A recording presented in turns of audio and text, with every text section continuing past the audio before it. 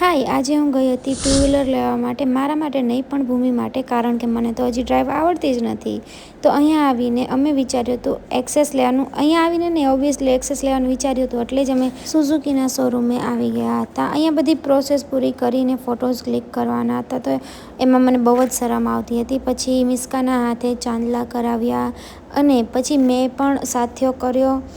આ બધું અમારે ઘરે જઈને જ કરવાનું હતું અને ઘરે જઈને પણ કર્યું, પણ અહીંયા અમે કરી લીધું કારણ કે કશિશને ડ્રાઈવ કરવાનું હતું. તો એણે કીધું કે પહેલાં કરી લ્યો ચાંદલા, કારણ કે મને બીક લાગી છે નવી ગાડી ચલાવવાની.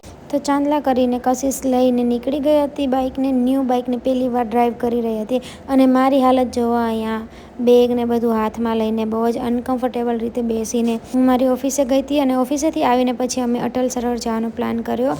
ભૂમિ ડાયરેક્ટલી ત્યાં જ આવી ગઈ હતી અને અહીંયા હું એને ચાવી આપું છું એની બાઇકની, અને એ બાઇક લઈને નીકળી ગઈ ઘરે કપડાં ચેન્જ કરવા માટે. અને પછી પાછી અહીંયા જવાની હતી. તો ત્યાં સુધીમાં મિસ્કાને એ લોકો બધા છોકરાઓ મેળામાં વયા ગયા હતા. તો મેળામાંથી એણે ટેટુ બનાવડાવ્યું અને આ રમકડા લીધા, તો એ બતાવતી હતી. અને પછી અમે ચાલ્યા ગયા રોડ પર ચાલતા ચાલતા ફૂટપાથ પર બેસવા માટે, કારણ કે અટલ સરોવર 11 વાગ્યા સુધી જ ઓપન હોય અને મેળામાં તો કાંઈ હતું નહીં.